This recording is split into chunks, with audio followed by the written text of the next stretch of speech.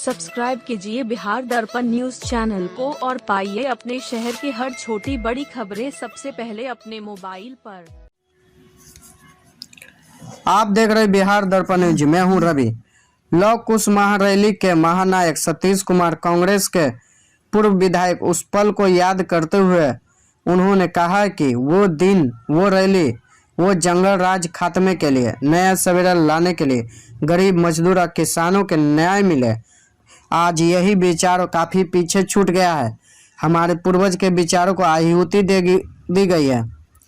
यही समाज टूटता हुआ दिख रहा है। वो फिर से लौह कुश एकता मंच को जोड़ने के लिए वे 27 तारीख को युवाओं को पुरखों के विचार को जिंदा रखने के लिए अहम बैठक बुलाई है।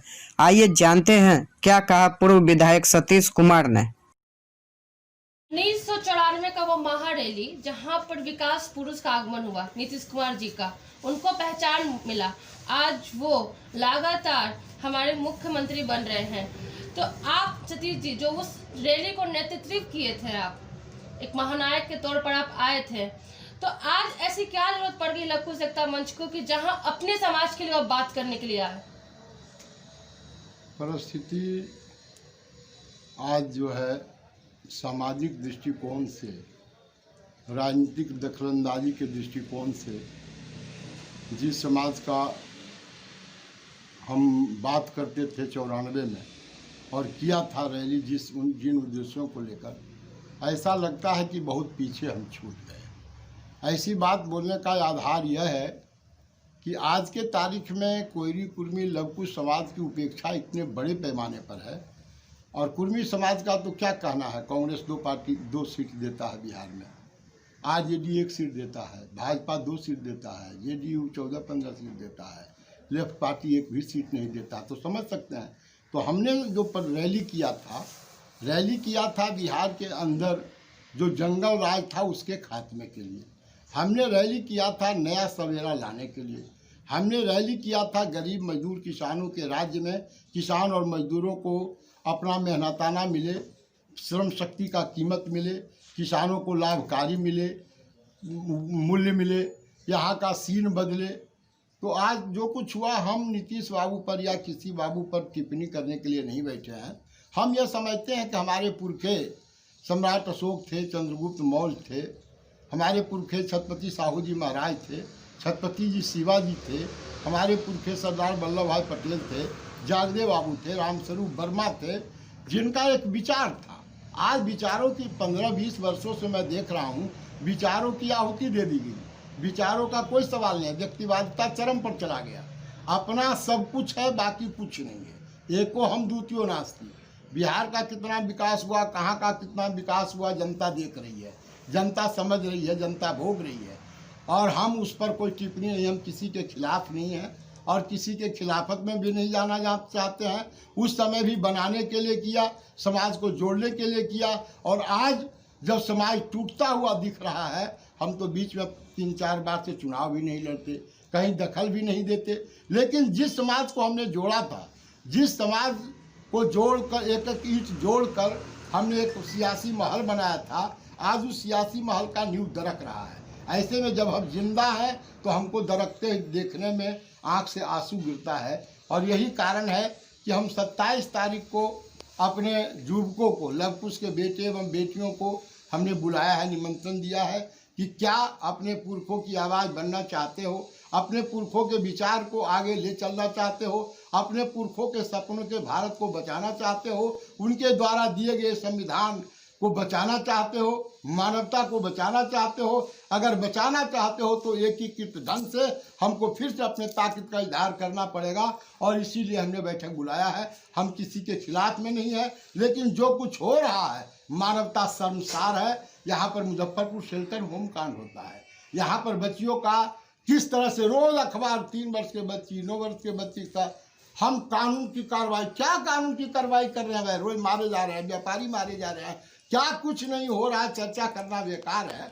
तो हम कहना चाहते हैं कि हम फिर से अपने पुरखों को याद करके उनके विचारों के तरंग पर चढ़कर एक नया बिहार, सुसज्जित बिहार, नया देश की ओर बढ़ना चाहते हैं। इसमें हमारी भूमिका इसलिए भी होगी कि अगर चंद्रगुप्त मौर्य की आत्मा को पुकार को अगर सुनिए, क्या था?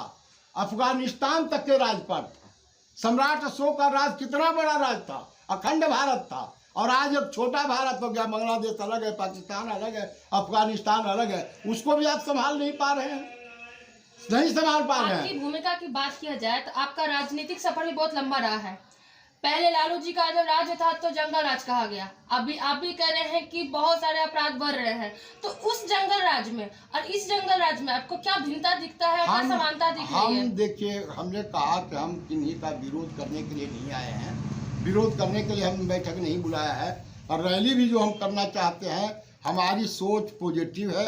हमारा नारा अब सिर्फ इतना ही बच गया है, कदम से कदम मिलाना है, आपसी भाईचारा बढ़ाना है, शोषित वंचित को गला लगाना है, सामाजिक विषमता मिटाना है, पुरखों के रोशनी को आगे बढ़ाना है और भारतीय संविधान बचाना है। उस महारैली का जो नारा था, गर्व से कहो कि हम कुर्मी हैं, आज भी हम कह रहे हैं। और इस बार जब लवकुश एकता मंच का है, इस बार नारा क्या है, उद्देश्य क्या है इस लवकुश एकता मंच का? लवकुश एकता का यही है कि हमारे जो पुरखे थे, जिन्होंने मानवतावाद का सिद्धांत दिया, जिन्होंने समतावाद का सिद्धांत दिया, जिन्होंने आरक्षण की पूंजी हमको दी, जो बिस्मार्क बन कर के भारत का एक नया नक्शा दिया, जागदेव बाबू ऐसे लोग सामाजिक शोषण के खिलाफ हंसते हंसते गोली खा करके मर गए। तो इन लोगों के रोशनी में हम कुछ करना चाहते हैं। उस समय की परिस्थिति दूसरी थी और हमने कहा कि आज हमारी प्रतिष्ठा गिरती जा रही है, हमारी एकता टूटती जा रही है, कौन गुनहगार है, कौन जिम्मेवार है, हम इस पर चर्चा करना नहीं चाहते। हम न लालू राज का अंत पर कुछ कहना चाहते हैं, न नीतीश राज पर कुछ कहना चाहते हैं। लेकिन जो परिस्थिति है, आपको अगर देखा होगा कि पूरे देश के अंदर क्या हुआ, आज़ादी का मरम नहीं जाना, गरीब लोग, लाखों लोग पैदल चल दिया, बच्चे बूढ़े मर रहे थे, रास्ते में 2700 आदमी कट कर मर गया, कोई वहाँ मर गया, कोई वहाँ मर गया, पानी देने वाला नहीं था। आज़ाद भारत में हमारा भी जमीन है, हमारी भी भारत माता है, लेकिन हमको पीने का पानी मैसर नहीं हुआ हमारे बच्चों को, गरीब के बच्चों को। हमारी बहनें पेट में 9 वर्ष का 8 वर्ष का बच्चा बच्ची लेकर के जा रहा था पैदल, कोई देखने वाला नहीं था। मानवता कहाँ चला गया? नित नई कहानी लिखी जा रही थी, पूरे दुनिया उस कहानी को पढ़कर रोमांचित हो रहा था और भारत ऐसे देश जिसका इतिहास बहुत गौरवशाली इतिहास है, उस पर थूक रहा था। इसलिए उससे उस वक्त का तुलना नहीं, किसी वक्त का तुलना नहीं। हम अपने पुरखों को महात्मा बुद्ध से लेकर जो अमन का पैगाम पूरे दुनिया को दिया, मानवता का नारा दिया, समतावाद का नारा दिया, सारी बातों को लेकर गरीब गुरबा शोषित पीड़ित को हम कह रहे हैं कि अब गले लगाना है, तो जाहिर बात है उन दिनों हम इस तरह की बात नहीं कहा था। हम इसके बाद फिर जाएंगे कि बहुजन समाज को जोड़ो। इसलिए इसका बहुत व्यापक अर्थ है, अपने पुरखों के विचारों को आगे बढ़ाना हम चाहते हैं। उनका जो धरोहर है, उस धरोहर को हम मट्टी में गाड़ना नहीं चाहते हैं। कुछ कहें, कुछ करें, कुछ ऐसा हम नहीं चाहते। हजारों बच्चियों के साथ यहाँ बलात्कार हुआ, शेल्टर में। क्या हुआ? क्या हुआ? कुछ नहीं हुआ।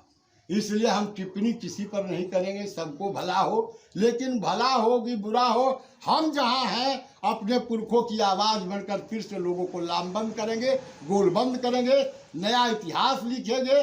और रैली जब करेंगे तो ऐसी रैली करेंगे जिस रैली को बिहार नहीं देखेगा, भारत नहीं देखेगा, दुनिया को देखने के लिए हम मजबूर करेंगे। ये जो बैठक बुला रहे हैं आप, इस बार भागीदारी किसको दीजिएगा? वही पुराने नेताओं? नहीं, किसी पुराने नेता को, एक नेता को बुला भी नहीं रहे हैं। और हमारी जहाँ तक बात है, हम पुराने तो जरूर हैं, तो हम नेता नहीं बनने के लिए जा रहे हैं, हम MLA MP नहीं लेने के लिए जा रहे हैं। हम उस बैठक के बाद गांधी मैदान तक जाते जाते हम नौजवानों को आगे ला देंगे और हम कहेंगे कि हमको अब बड़ी कर दो। नौजवानों के हाथ में नेतृत्व देंगे और नए ढंग से बिहार और भारत का